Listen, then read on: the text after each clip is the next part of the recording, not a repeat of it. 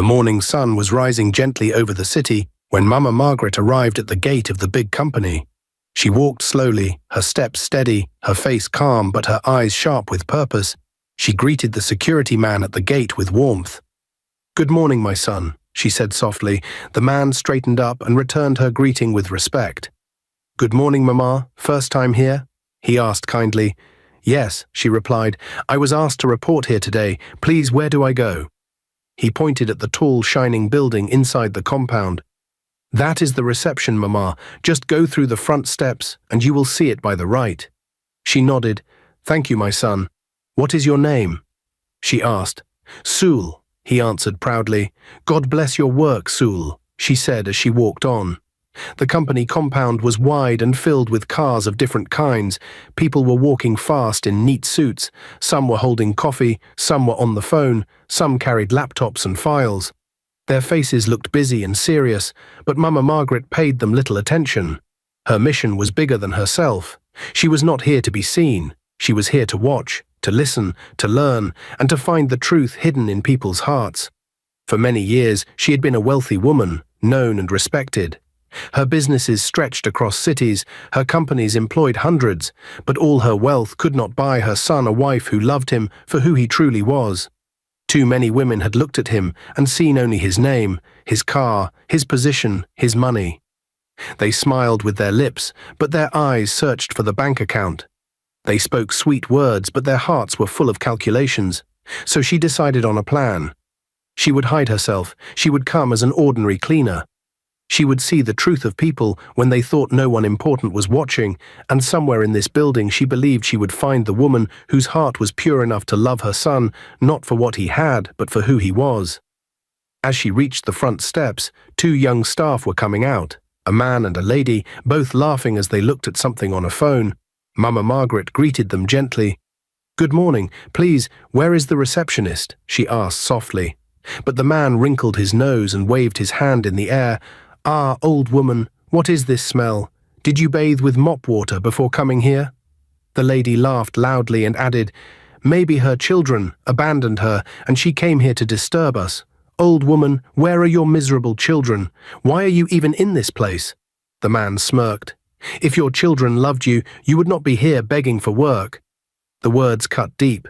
But Mama Margaret did not change her face. She had learned long ago that anger only feeds insult. She bowed her head slightly and repeated, "Please, where is the receptionist?" The lady pointed carelessly, "Down that hall, and please don't touch the walls. They are cleaner than you." They both laughed and walked away. Mama Margaret breathed deeply, reminding herself that dignity is not given by others. It lives inside. She walked on until she reached the reception desk, where a young woman sat with a neat smile. "Good morning, Ma. How can I help you?" the receptionist asked politely. Mama Margaret smiled warmly. "Good morning, my daughter. I am the new cleaner. HR said I should report here first." The young woman stood quickly, her smile even brighter. Yes, Mama Margaret. I was told you would come." "Welcome. Please wait a moment. I will call housekeeping to come for you." Mama nodded. "Thank you, my daughter. What is your name?" "Ada," the receptionist replied. "God bless you, Ada. Your smile is medicine," Mama said kindly. Ada laughed shyly. "I try, Mama," she replied. At that moment the air changed as a woman in a black suit walked in briskly. Her face was serious and her eyes were calculating. "Good morning, manager," Ada greeted carefully. The woman ignored her and looked straight at Mama. Her eyes moved from head to toe without kindness. "This is the new cleaner?" she asked coldly. "Yes, Ma," Ada said softly. "Housekeeping is on the way." The manager folded her arms. "We are already late. The boardroom is dusty. The mirrors are dirty. Who is responsible?" Ada opened her mouth to speak, but the manager raised her hand sharply. "Not you, her." She pointed at Mama. "What is your name?" "Mama Margaret," she replied calmly. "Listen carefully," the manager said in a firm voice. "We expect speed. We expect silence. We expect results. Do not waste time. Do not loiter. Do not disturb staff with your stories. Do not use staff bathrooms. And do not touch the executive floor unless you are called. Do you understand?" "Yes, Ma," Mama answered. "One more thing. the manager added with disdain. Try to smell less like a rotten eggs. This is a corporate environment. Ada looked shocked, but quickly lowered her eyes. Mama bowed her head gently. Yes, Ma, she said softly. The manager gave a short hiss and walked away, her heels clicking like warning drums. Soon after, a woman in green overalls came in smiling. Mama, welcome. I am from housekeeping. My name is Rukayat. Come, I will show you around, she said cheerfully. Together they walked through the side corridor to a small room with shelves filled with cleaning tools. This is our store. This is your cart, Rukayat explained. Then they began their rounds, starting with the boardroom. It was long and elegant, with shining glass and leather chairs. Mama Margaret cleaned slowly but carefully, polishing the glass until it became invisible. Rukayat nodded approvingly. You are different. Many new cleaners just rush, but you are careful. Clean is not only clean, Mama said softly. Clean is respect. When she was cleaning the elevator mirrors, 2 young women stepped in. One day I will marry a CEO, one said proudly. I won't waste my beauty here forever. The other laughed. Forget CEO. I just want someone with a big car. I don't care about love. Love does not pay rent. They both laughed. Mama then asked softly, what about a good heart? The women turned to her with irritation. One rolled her eyes. Auntie, a good heart cannot buy designer bags. Leave this matter. The elevator stopped and they walked out. Mama sighed deeply. If wealth is the only measure of love, then love is already lost. Later, she found a young man struggling to clean a coffee stain from his shirt in the restroom. Good morning, Mama greeted. The young man looked up, embarrassed. Good morning, Ma. Use soap, she advised gently, and dab, don't rub. He obeyed. The stain reduced and his face brightened. Better, she said. Is this your first week? He nodded. Yes, Ma. I am Daniel, an intern. I was nervous and spilled coffee before a meeting. My supervisor is very strict. I thought I ruined my chance. Do not fear mistakes, Mama said kindly. Fear refusing to learn from them. Supervisors bark, but they are also human. Work hard. Keep your heart clean and your work cleaner. Daniel smiled with relief. Thank you, Ma, he said and left. Just then the manager entered. Her eyes immediately hardened. Why are you still here? She snapped. Restrooms should be done by now. And don't waste time talking to interns. They must learn to suffer. Go and finish your work. Yes, Ma, Mama replied quietly, though her chest felt heavy. Leadership without kindness is a knife that cuts even the owner, she thought. During the lunch break, Mama Margaret sat in the staff canteen, her body tired and her eyes heavy. She had been working since morning, moving from office to office, scrubbing, wiping and polishing without rest. At last, she found a corner seat and quietly opened the small food she had carried from home. It was nothing fancy, just a little rice and stew, but to her it was precious. She whispered a short prayer and started to eat slowly. Her spoon had not gone far when a sharp voice broke her peace. It was the manager. She walked in with her usual air of pride, her face twisted in disdain. Leave that food now and go and clean my office. My boyfriend is coming soon, she ordered harshly. Mama raised her tired eyes. She spoke softly. Ma, I am so hungry. I have been working since morning. Please, my child, let me eat. My eyes are turning me. The manager's face darkened. She stepped closer and hissed. Don't you ever call me your daughter, you dirty old woman. Look how smelling you are. Ugly, dirty old witch. I dislike poor people. I never liked you and I will not like you. Get up now and go clean my office. Her words pierced like knives, but Mama Margaret swallowed the pain. She had learned that sometimes silence speaks louder than anger. She stood slowly, bowed her head and said, Yes, Ma. Then she obeyed, leaving her food behind on the table. The moment she left, the manager walked to the table with a wicked smile. She looked at the food with contempt.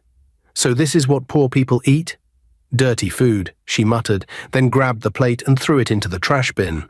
The sound of the rice splashing inside made some staff in the canteen look up in shock, but none dared to say a word. The manager adjusted her jacket proudly and walked out. Back in her office, Mama Margaret was on her knees, carefully wiping the corners of the room. Her stomach was empty and her head was light, but she kept working. As she polished the table, the manager stormed in again, her voice sharp. "Old witch, you are still here. Hurry up. My man is on his way. Don't be slow, you smelling woman." Mama looked up at her with tired eyes. "Ma, please, have I offended you? Have we met before? Why do you dislike me so much?" The manager frowned. "It's not you. I just don't like poor-smelling people. They disgust me. Please leave my office and never ask me any foolish question again. If you do, I will fire you." "Lazy woman." Mama lowered her head. "Yes, Ma," she whispered and left. Her heart was heavy, but her spirit stayed strong. When she returned to the canteen later, she looked for her food. The plate was gone. She turned to the trash and saw it lying wasted among the rubbish. Tears filled her eyes, but she did not cry aloud. She sat down slowly, her hands trembling. "Lord," she prayed silently, "give me strength. I don't know why she hates me so much. Help me to endure." Just then, Ada, the receptionist, walked into the canteen carrying her lunch pack. She had seen what happened earlier. Her heart was troubled. She came straight to Mama and placed the food before her. "Mama, take this," she said gently. "I was supposed to eat it for my lunch break, but don't worry about me. I will be fine. Please eat." Mama looked up at her with surprise. "No, my daughter, keep your food. You need strength for your work." But Ada shook her head. "I saw the manager throw your food in the trash. That woman is very wicked. Please eat this. God will provide for me. You need strength more than I do." Tears rolled down Mama's cheeks. She placed her hand over Ada's hand. "God bless you, my daughter. Kindness is wealth. You may think you are giving me food, but you are giving me life. May God reward you." Ada smiled softly. "Eat, Mama. Don't cry. You are stronger than her insults. That woman feels she owns the world, but she will regret her wickedness someday." Mama nodded slowly and began to eat. Each bite was heavy with both pain and gratitude. She whispered, "I don't know what I did to her that she hates me so much, but God sees everything. God will judge. No one escapes the fruit of their actions." Ada sat with her quietly. "Mama, don't let her words enter your soul. You are not dirty. You are not ugly. You are precious. That manager is proud, but pride will destroy her." Mama looked at Ada with tearful eyes. "My daughter, you are a light in this place. Thank you." The next morning, Mama Margaret woke early and prepared herself for another day. She walked to the company gate with quiet determination. Sewell, the security man, greeted her cheerfully. "Good morning, Mama. Ready for another day?" "Yes, my son," she said with a smile. "We thank God for life." Inside the compound, the company was already alive with movement. Cars arrived, staff rushed in, voices echoed in the lobby. Mama moved quietly, pushing herself to be strong. She had promised herself that no insult would break her spirit. At the reception, Ada waved happily. "Good morning, Mama," she called. Mama smiled warmly. "Good morning, my daughter. Thank you again for yesterday." Ada leaned closer and whispered, "Mama, be careful. The manager is in a bad mood today. She quarreled with her boyfriend last night, and now she is throwing her anger on everyone." Mama nodded. "Thank you, Ada. God will help us." She went on with her cleaning duties. In the hallway, she overheard staff whispering about the manager. "Did you see her yesterday?" one said. "She was shouting on the phone in front of the building. Her man didn't come to see her. She was so angry." Another added, "She acts like she owns the place, but even her boyfriend doesn't respect her." Pride always comes before a fall. They both laughed quietly and walked away. Mama sighed. The one who insults others is often hiding their own wounds. Later in the day, the manager called Mama into her office again. She looked more bitter than ever. "Old woman, clean faster. I don't want to see you moving like a snail. Do you think this company pays you to eat and gossip?" Mama bowed her head. "Yes, Ma, I will work faster." The manager sneered. "You better, or else you will find yourself back on the street where you belong." Mama left quietly. As she wiped the floor, she thought, "This woman hates poor people because she does not understand that wealth can vanish in a day. She does not know that true riches are kindness and peace of mind. She does not know that insulting the lowly is a seed that grows into shame." At lunchtime, Ada came again to sit with her. She shared half of her food. "Mama, I cannot let you sit hungry," she said kindly. Mama looked at her with gratitude. "My daughter, may your life never lack helpers. You are a blessing."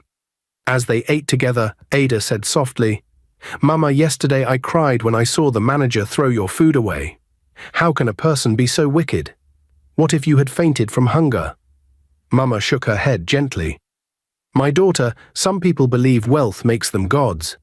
They forget that tomorrow is not promised, but every act, good or bad, has a reward. God will judge. We cannot repay evil with evil. We can only hold on to dignity." Ada nodded slowly. "Mama, you speak wisdom. I wish more people were like you." Mama smiled faintly. "Wisdom comes from pain, my child. Every insult I endure teaches me patience. Every kindness I receive teaches me gratitude. Life is a school."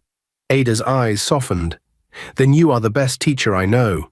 Mama chuckled softly, though her heart was heavy. "If only she knew who I truly am," she thought. "One day the truth will come, but for now I must remain hidden." 4 days later, Mama Margaret arrived at the company gate early in the morning. Sewell, the security man, greeted her warmly as usual. They stood by the gate talking. "Mama, how are you today?" Sewell asked kindly. "I am fine, my son," Mama said softly. "We thank God for life. How is your family?" "They are well, Mama. My little boy is starting school next week," Sewell said proudly. "Ah, that is good news," Mama replied with a smile. "Train him well. Education is light. Even if you give a child gold, without wisdom the gold will be wasted. But if you give a child wisdom, he will find gold by himself." Sewell nodded. "Mama, your words are true." As they were talking, the manager suddenly walked up to the gate. Her face was twisted with anger, her eyes red as if she had not slept. She stopped and glared at Mama. "There you are, you old witch," she shouted loudly. "You are the reason my boyfriend broke up with me last night. He said he is tired of me. It is because of your bad luck." Mama was shocked. She looked at the manager calmly. "How is that my business?" she asked softly. The manager's anger exploded. "How dare you, poor woman, talk to me like that?" she screamed, and before anyone could stop her, she raised her hand and slapped Mama hard across the face. The sound of the slap echoed through the gate area. Sewell's eyes widened with rage. He could not hold himself anymore. He stepped forward, grabbed the manager's hand and pushed her back.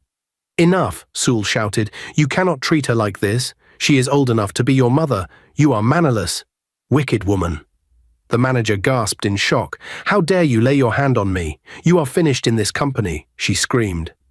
By then other staff had gathered, watching the scene with wide eyes. Some whispered, some shook their heads, but no one dared to speak out loud.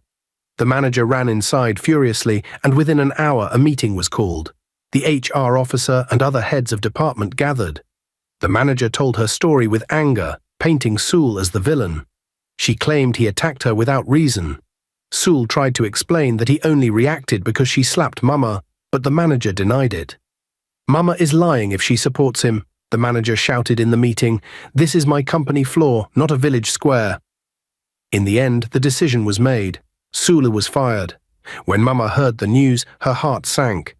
She went to see him at the small guard post where he was packing his few belongings. She found him folding his uniform slowly, his face full of sadness, but also dignity. "My son," Mama said softly, her eyes wet with tears. "Why did you do that? You should not have raised your hand against her. Now you have lost your job." Shaw looked at her, his eyes shining with pain and love. "Mama, I could not watch her do that to you. She slapped you as if you are nothing. That woman is wicked. She is mannerless. I could not stand by and keep quiet." Mama placed her hand gently on his shoulder. "I know, my son. Your heart is good. But sometimes defending someone can cost us dearly. You have lost your job because of me, and it pains me." Sewell shook his head firmly. "No, Mama, do not blame yourself. I will get another job soon. Do not worry about me. I will be fine. And Mama, when I get another job, I will help you find a better place too. You don't deserve this kind of suffering." Mama's tears fell freely now. She lifted her hands and prayed for him. "My son, may God open new doors for you. May your kindness never go unrewarded. May your children never lack helpers. I will miss you so much at this gate." Sul bowed his head respectfully. "I will miss you too, Mama. You are a mother to me." They hugged tightly. Staff who watched the scene felt their hearts move. They saw the bond between the old woman and the security guard, a bond built on respect and kindness. Many whispered among themselves that Sul was punished unfairly, but no one dared to speak it out loud because they feared the manager. As Sul walked out of the company gate carrying his small bag, Mama Margaret stood watching with tears in her eyes. She whispered to herself, "The world may reward wickedness for a time, but God does not forget kindness. Sul, my son, your good heart will lift you one day." Minutes later, Ada, who had gone outside to get something, returned to the building. She immediately noticed the tension in the air. Staff were whispering to one another. She walked quickly to the reception desk and pulled aside one of her colleagues. "What happened?" Ada asked. The colleague lowered her voice. "It is bad. The manager slapped Mama Margaret at the gate. Sul defended her and pushed the manager. Because of that, Sul was fired in a meeting. He just packed his things and left." Ada's eyes widened in shock. "What? She slapped Mama? And they fired Sul?" The colleague nodded sadly.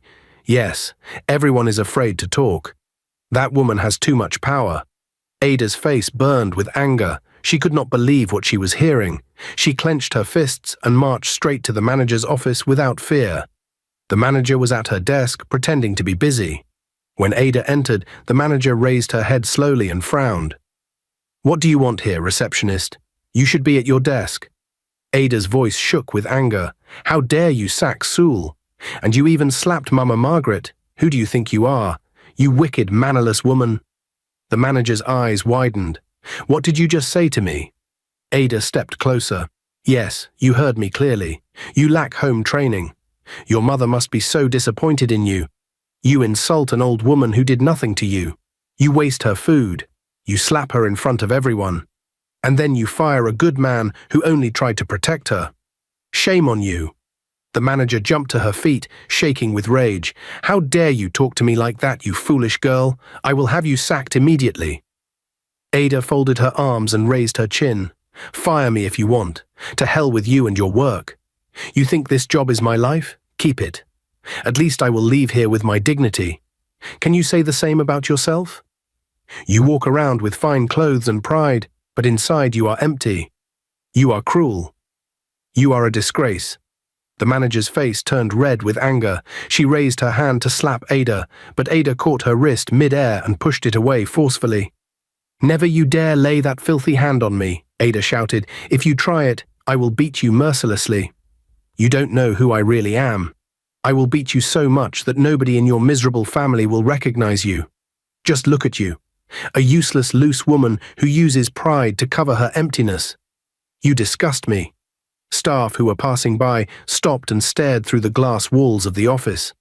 Whispers filled the corridor. Some covered their mouths in shock, some nodded in agreement. Nobody had ever dared to speak to the manager that way. The manager froze. For the first time, she had no words. Her hand trembled where Ada had pushed it away. She tried to speak, but only managed a weak hiss. Ada stood tall, her eyes blazing with fire. "Go on, sack me. Add my name to your list. But remember this day. Remember that someone looked you in the face and told you the truth you have been running from. You are a mannerless, heartless woman, and no amount of money or position will hide that. God will judge you."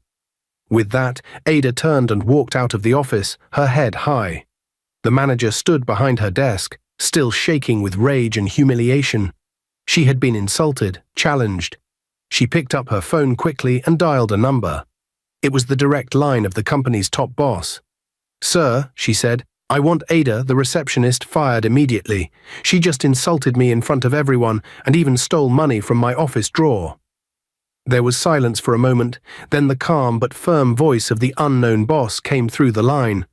"Number Ada cannot be fired. That is an order from me."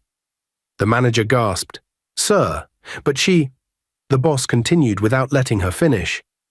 "And for your information, Sul is coming back to work tomorrow. I have given the order already. You better accept it." Before she could reply, the call ended. The manager stood frozen, her face red with shock and anger. "This boss is a fool," she hissed. "Is he sleeping with Ada?" Why else would he protect her like this? I don't even know how he looks like. He hides himself like a shadow. But he must be very proud, thinking he can order me around. Nonsense. She paced the office like a lioness trapped in a cage. Her mind boiled with envy and confusion. So Sul is coming back. After I humiliated him. After I told everyone he was finished. How dare they disgrace me like this? I will not allow it. A week later, Mama Margaret was busy with her usual morning cleaning. She had been wiping the long corridor of the executive floor, moving slowly but carefully. She had just finished polishing the last corner when suddenly her foot slipped on the wet surface. Before she could balance herself, she fell heavily to the ground. A sharp pain shot through her leg, and she cried out softly. Staff who heard the noise rushed to her side. "Mama, Mama, are you okay?" one of them asked, but Mama could not move. She lay there groaning. Within minutes, she was rushed to the hospital. The doctors examined her and placed her on a bed. Her eyes closed, her body weak, she fell into unconsciousness. Ada arrived at the hospital in tears. "Doctor, please tell me the truth. What is wrong with her?" she begged. The doctor sighed. "She has a broken leg. The injury is serious. She will need surgery. Without surgery, she may not walk again, and the surgery costs 1 million naira." Ada gasped. 1 million naira. Where will I get that kind of money from? I don't even earn that in 2 years of work here. The doctor shook his head. If we don't operate soon, her condition may get worse. Ada wiped her tears quickly and stood firm. "Don't worry, doctor. Mama must not die. She is like a mother to me. I will find the money." The doctor frowned. "How? You are just a receptionist." Ada's eyes filled with determination. "I have a land I inherited from my late parents. I will sell it. Even if it is the only thing I have, I don't care. Mama's life is more important than land. Please give me time. I will bring the money." Before the doctor could stop her, Ada grabbed her bag and ran out of the hospital. Minutes after she left, Mama Margaret's eyes fluttered open. She groaned softly and turned her head. Her son Joseph was already standing by her bedside, his eyes filled with worry and anger. "Mother, this is getting too much," he said. "I think you have to stop this act. Enough is enough. Look at what has happened to you. This was never the plan." Mama blinked slowly. "Joseph, I slipped today. It was never part of the plan. It was just a mistake. Don't be angry." But Joseph shook his head, his voice firm. "Mama, that is the more reason you have to stop. I never asked you to do this. You chose this path by yourself. You don't need to keep pretending to be poor just to test people. You could have died today." Mama's eyes softened. "My son, don't you see? I have learned so much already. I have seen pride and wickedness. I have also seen kindness and sacrifice. I slipped, yes, but it is not a sign to stop. It is only a reminder that even in disguise, I am still human. Please don't be angry." Joseph walked out angrily. He went straight to the doctor's office. "Doctor, tell me the truth," he demanded. "How is my mother?" The doctor leaned back in his chair. "She really needs surgery for her broken leg. Without it, she may never recover fully." Joseph nodded. "Fine, how much?" 1 million naira, the doctor replied calmly. Joseph frowned. "I was told there is no deposited money yet?" The doctor nodded. "Yes, there is no deposit yet, but one of your staff, a lady named Ada, promised to raise the money. She said she will sell her only land to pay for the surgery." Joseph's face turned red with anger. "What? She promised to sell her land? Doctor, how could you allow a poor girl to make such a decision without calling me? She is just a receptionist." The doctor sighed. "How do you expect me to know? I never knew she was your mother. You both kept it secret." Joseph shook his head bitterly. "So this is what our country has turned into. If you don't deposit money, you can't be treated. How pathetic. A poor girl is running to sell her only inheritance, while I, her son, am here. It is shameful." He sighed deeply. "Doctor, just give me a call when she comes back. I hope she hasn't sold that land yet. That poor girl is very kind. She should not suffer for my family." Meanwhile, back at the company, the manager was in her office. She had just heard the news that Mama Margaret was in the hospital, unconscious after an accident.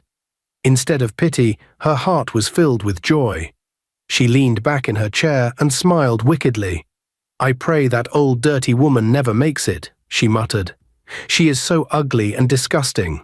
One is down, 2 more to go. Ada and Sewell are next. Then this company will be mine to control." She laughed to herself, tapping her pen on the desk. Nobody will miss her.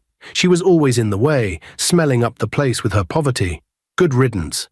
But unknown to her, her wicked words were being overheard by 2 junior staff outside her office door. They glanced at each other, shocked. One whispered, "Did you hear that? She is happy that Mama is in the hospital." The other nodded. "Yes. This woman is heartless. No wonder everybody hates her." The 2 staff walked away quietly, shaking their heads. One day the truth will catch up with her, they thought. Some hours later, Ada came back to the hospital. She rushed into the doctor's office, holding a bundle of money in her shaking hands. "Doctor, please, take this," she said breathlessly. "It's 300,000 naira. I could not find a buyer for my land today because it was too urgent, but I couldn't sit and do nothing. This is everything I managed to gather.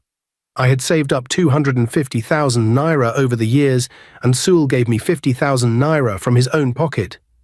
Please, doctor, save Mama. Don't let her die." Her voice cracked with desperation. She dropped the money on the doctor's desk and clasped her hands together as if begging for her own life. Her eyes filled with tears that spilled down her cheeks. The doctor looked at her with surprise, then slowly shook his head. "Calm down, young lady. You don't need to panic. Someone has already paid for Mama's surgery." Ada froze. "What?" She blinked in shock. "How do you mean? Who paid?" The doctor smiled faintly and adjusted his glasses.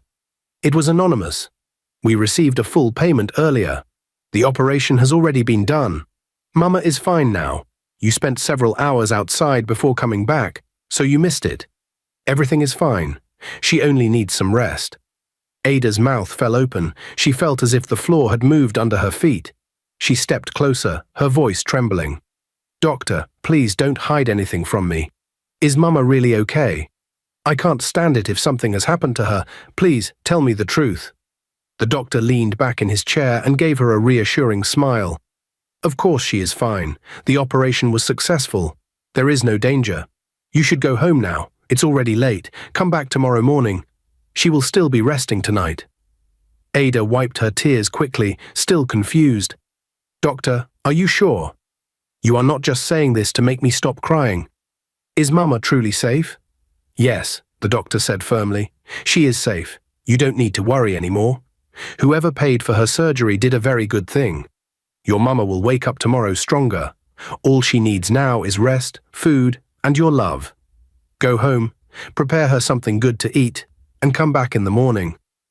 Ada stood quietly for a moment, her heart racing.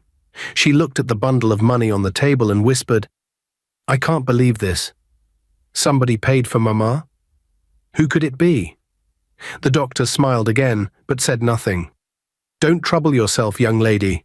What matters is that Mama is alive and well. Go home now." Ada slowly picked up the money she had dropped. She turned and walked out of the office, her mind full of questions. As she stepped into the cool night air outside the hospital, she whispered to herself, "I will be here first thing tomorrow morning. I must see her. I must be sure with my own eyes that Mama is fine. Whoever paid for her surgery, may God bless that person. I don't even care if it is rich or poor. What matters is that Mama lives." Her heart replayed all the moments she had shared with Mama Margaret in the office, her gentle smile, her wise words, the way she comforted her after a rough day. Tears rolled down her cheeks again. "Mama is like a mother to me," she whispered. "God, please keep her alive for me. Please don't let her die. If she dies, a part of me will die too." She reached home late, too tired to cook, but she forced herself to boil rice and fry small stew. "Tomorrow I will carry this for her," she said softly. "She must eat well when she wakes up." She packed the food neatly and placed it on the table. Then she knelt by her bed and prayed, "Lord, thank you for saving Mama. Bless the person who paid for her surgery. I don't know who it is, but bless them. As for me, I will stand by Mama till the end. She will never be alone." Ada lay on her bed but could not sleep. Every time she closed her eyes, she saw Mama's face, pale and unconscious in the hospital. She tossed and turned until finally, in the early hours of the morning, she drifted into a restless sleep. By dawn, Ada was awake again. She washed quickly, picked up the food she had prepared, and rushed back to the hospital. Her heart beat fast as she entered the ward. She prayed silently, "Please, God, let me find Mama awake and smiling." When she stepped in, she saw Mama still asleep, her face peaceful. A nurse was by her side checking the drip. "Good morning," Ada said softly. "How is she?" The nurse smiled. "She is doing well. The surgery was successful. She will wake up later today. You can sit with her, but don't disturb her too much." Ada sat on the chair beside the bed, placed the food on the table, and held Mama's hand gently. Tears filled her eyes again, but this time they were tears of joy. "Mama, I am here," she whispered. "You will be fine. You are strong. Please wake up soon. I miss your voice." She sat there quietly for hours, watching over Mama like a daughter, refusing to leave her side. A few minutes later, Ada was sitting outside the hospital on a wooden bench. She held her head in her hands, thinking deeply. She was still confused about the anonymous payment. She wondered who could have paid such a large amount of money for Mama Margaret's surgery. While she was lost in thought, a young man walked up to her. He was neatly dressed, his face calm but firm. He stopped in front of her and spoke gently. "Hello, you must be Ada, right?" he asked. Ada looked up, surprised. "Yes, that's me. Who are you?" The young man smiled faintly. "My name is Joseph. I am Mama Margaret's son." Ada's eyes widened. "Her son," she exclaimed, "but Mama never told me she had a son." Joseph nodded slowly. "Yes, I know. She never told anyone. My mother is very stubborn. She wanted to hide her true identity while working at that company. She didn't want people to treat her differently because of me or because of who she really is. She wanted to see the hearts of people. That's why she kept everything a secret." Ada blinked, still shocked. "So, you are really her son? Mama never mentioned you. She always called me her daughter. I thought maybe she was all alone in this world." Joseph smiled kindly. "No, she is not alone. She has me. And now she also has you and Sul. She told me so much about the two of you. She told me how kind you are, how you always stand by her, how you even gave her food when she was hungry. She said you are like her own child." Ada's eyes filled with tears. "She said that? Mama said that about me?" "Yes," Joseph said softly. "She is proud of you. She said God planted you in her life for a reason, and I am here to thank you, Ada, for everything you have done for my mother. You are a rare person." Ada shook her head quickly. No, don't thank me. I only did what anyone with a heart should do. Mama is a good woman. She never deserved the insults, the hunger, or the pain she went through in that company. She is like a mother to me. I could never watch her suffer." Joseph smiled warmly. "That is exactly why I am thanking you. Good people are few. You stood by her when others mocked her. You defended her when others insulted her. And you were ready to sell your only land just to save her life.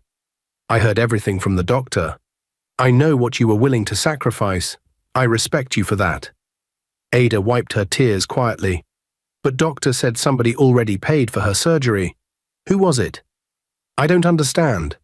Joseph looked at her directly. "It was me. I paid for everything." Ada gasped. "You? You paid?" Joseph nodded. "Yes. I am her son.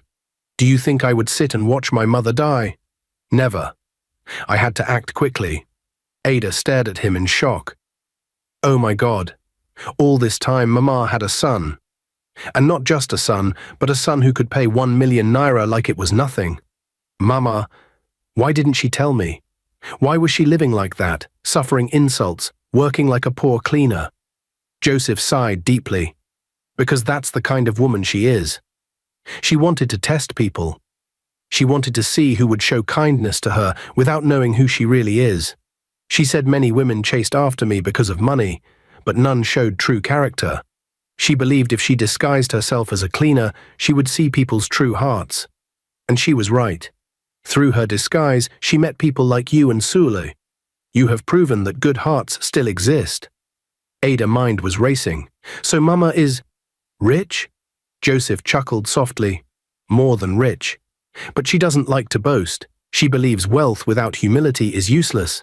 She hid her true self because she wanted to protect me from fake love and protect herself from fake people. Ada shook her head, still confused. I can't believe this. Mama acted like she had nothing. She worked so hard, she cleaned with her own hands, she ate simple food. She endured insults from the manager. Why would a billionaire mother do that? Joseph smiled. Because she is a teacher. She wanted to teach the world a lesson.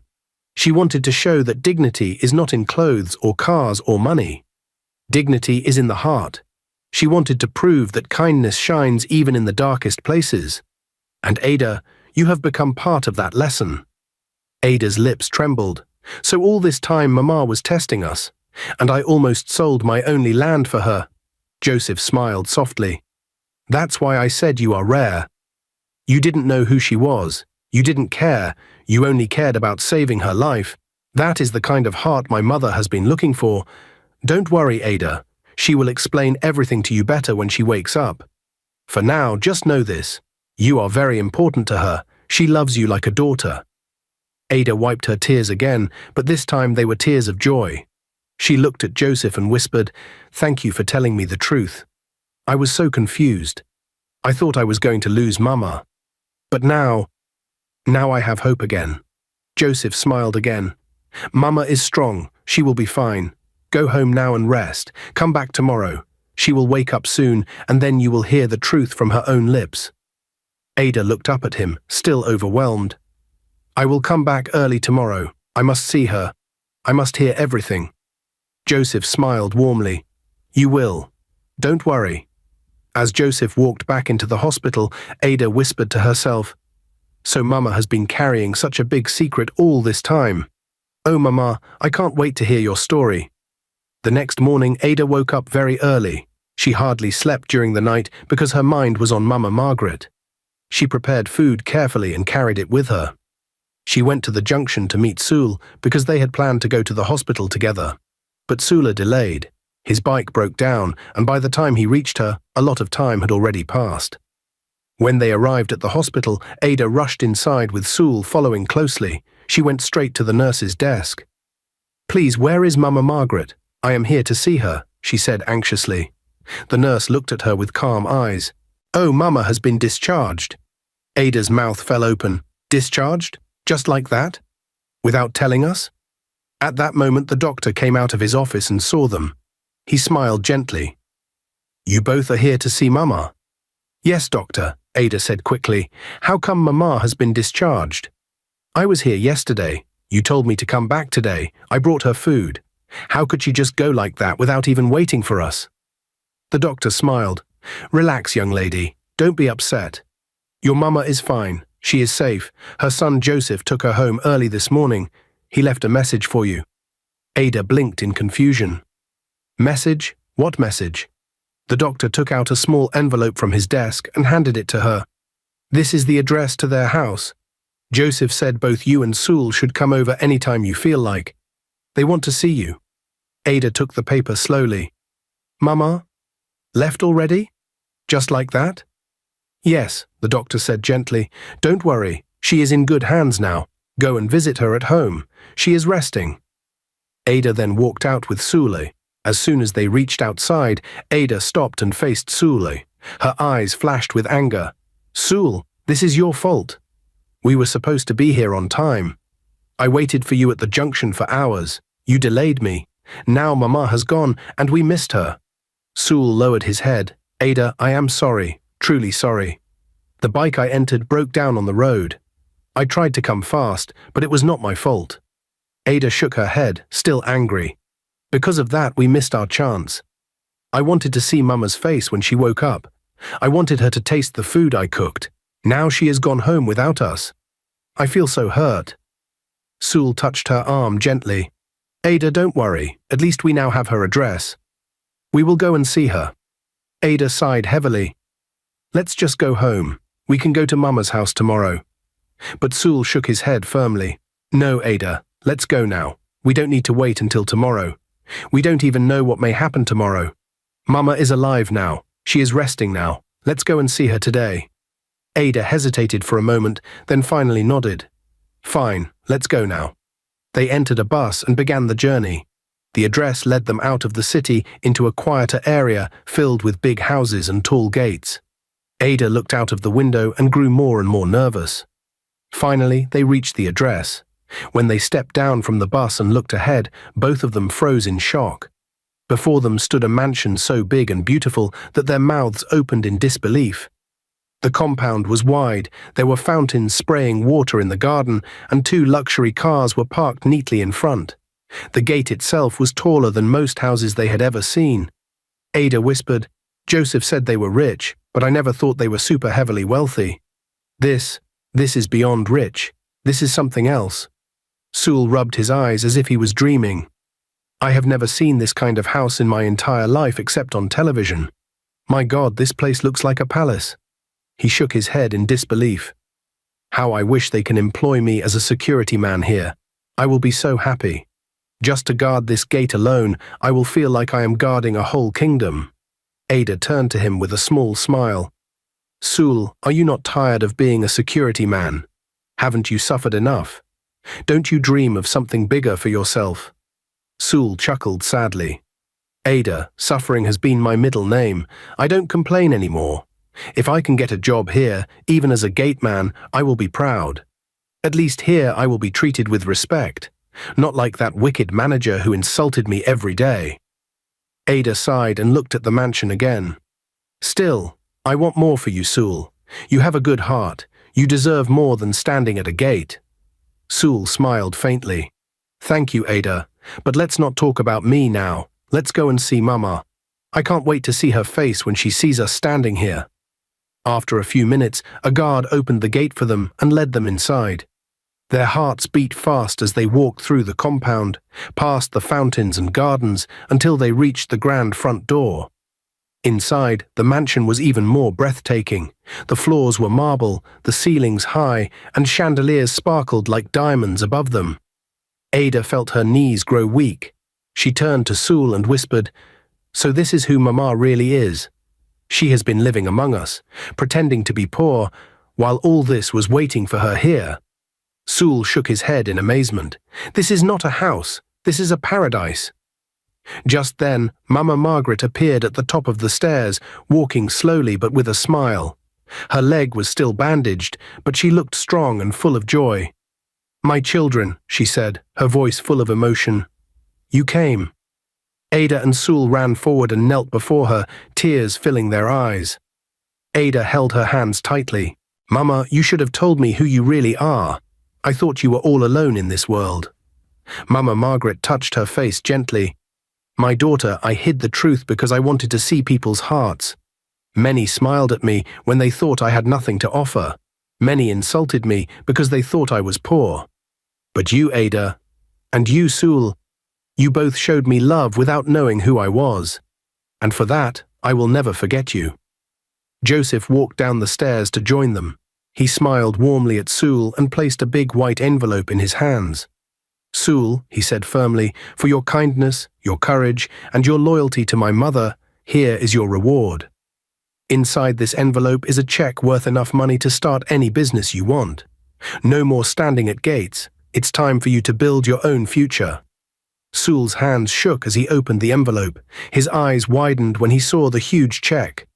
"Oh my God, sir, Mama, this is too much. I don't deserve this." Mama smiled. "You deserve it, my son. You defended me when no one else dared. You lost your job because of me. Now God has used me to give you a better future. Go and build your dream." Tears rolled down Sewell's cheeks as he fell to his knees. "Thank you, Mama. Thank you, sir. I will never forget this day. I will use this money well. May God bless you forever." Then Mama turned to Ada, her eyes full of love. She took her hand and said softly, "Ada, my daughter, from the first day I met you, I knew there was something different about you. You stood by me, fed me, defended me, and even wanted to sell your only land just to save my life. You have proven yourself worthy of my heart. And now I want you to know this. You are going to marry my only son." Ada gasped, "Mama, what are you saying?" Joseph stepped forward, his eyes filled with tenderness. He took Ada's other hand. "Ada, I love you. I have loved you from the first day I saw you in the office, even when you didn't know who I was. I admired your kindness, your strength, and your courage. You are the woman I want by my side." Ada's tears fell freely now. She shook her head, overwhelmed. "Joseph, I loved you the first day I saw you at the hospital, but I never said it because I thought you were far above my level. I thought it was impossible." Joseph smiled gently. "Love has no level, Ada. True love only sees the heart, and my heart belongs to you." Ada sobbed with joy and threw her arms around him. Mama Margaret clapped her hands and laughed with happiness. "This is the day I have been praying for. My son has found the woman who loves him truly, not for money, but for who he is." A few days later, a general meeting was announced in the company. Nobody knew what it was about, but all the staff gathered in the big hall. The wicked manager stood proudly in the front row with her arms crossed, smiling to herself.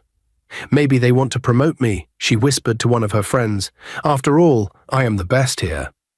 The hall was noisy with chatter until suddenly a young man walked in. Nobody recognized him. He was dressed neatly and walked with confidence. Beside him walked Mama Margaret, the cleaner everyone thought was poor. The hall went silent. People began whispering, "Who is he? Why is the old cleaner standing with him? What is going on?" The young man walked to the stage and raised his hand. His voice was calm but strong. "Good morning, everyone. You don't know me, so let me introduce myself. My name is Joseph, and I am the Chief Executive Officer, the owner of this company." The hall erupted in shock. Staff gasped loudly, some held their heads, others covered their mouths in disbelief. "What? He is the CEO," one staff whispered. "But we have never seen him before," another added. Joseph continued, "Yes, I am the CEO. I chose to stay hidden because I wanted to see how this company was being run when nobody knew me. My mother to disguise herself as a cleaner and work among you. She wanted to see how you would treat someone you thought was poor and powerless." All eyes turned to Mama Margaret. Some people's faces turned red with shame. They remembered how they mocked her, insulted her, and treated her like trash. Joseph's voice grew firm. "Some of you showed kindness, but many of you failed the test. You mocked her. You laughed at her. You wasted her food. You insulted her age. And one of you even slapped her, especially you." His finger pointed straight at the manager. The manager froze. Her mouth opened, but no words came out. "Sir, I didn't know. I thought she was just—" Joseph cut her off. His eyes blazed with anger. "You slapped her. You called her names. You even fired Sewell, a man more honorable than you will ever be. You failed not because you didn't know she was my mother, but because you lacked respect for humanity. And for that, you are finished. From today, you are no longer part of this company." The manager fell to her knees in panic. "Sir, please forgive me. I didn't know she was your mother. Please, just one more chance." Mama Margaret stepped forward slowly. Her voice was calm but carried power. "It is not me you disrespected, my daughter. It is humanity itself. You looked down on me because you thought I was poor. You slapped me because you thought I was powerless. Your pride has destroyed you. Go and learn humility." Joseph raised his hand sharply. "Guards, take her out." 2 security men entered and pulled the crying manager out of the hall. Her voice echoed as she begged, but nobody pitied her. Everyone had seen her wickedness with their own eyes. Joseph turned back to the staff. His voice echoed in the silent hall. "And for the rest of you who mocked my mother and treated her badly, your time here is over. This company will be rebuilt on dignity and respect. Let this be a lesson to everyone. Never look down on anyone. Whether rich or poor, treat every person with kindness, because you never know who they truly are." The hall was dead silent. Staff bowed their heads in shame. Nobody dared to speak. The truth had been revealed, and the lesson was clear. Months later, the mansion was filled with joy and celebration. Joseph and Ada stood hand in hand, dressed beautifully, as family, friends, and guests gathered for their wedding. Mama Margaret sat in front, smiling with tears of joy in her eyes. Sewell was there too, standing tall as a proud businessman, already running his new shop with success. When the pastor pronounced Joseph and Ada husband and wife, the hall erupted in cheers. Ada smiled through her tears and whispered to Joseph, "I still can't believe this is real." From receptionist to your wife. God is too good. Joseph kissed her forehead gently. You deserve everything, Ada. You gave me your heart when you thought I had nothing. Now I give you mine forever. They embraced as the crowd clapped and cheered. Mama Margaret lifted her hands to heaven and whispered, "Thank you, Lord. My son has found true love. My mission is complete," and from that day on, Joseph and Ada lived in happiness, their home built not just on wealth, but on true love, respect, and kindness. Dear viewers, what lesson did you learn from this story? Share your thoughts in the comments below. If you enjoyed this video, don't forget to like, share, and subscribe to our channel. Also, turn on the notification bell so you'll be the first to know whenever we upload new videos. Thank you for watching and stay blessed.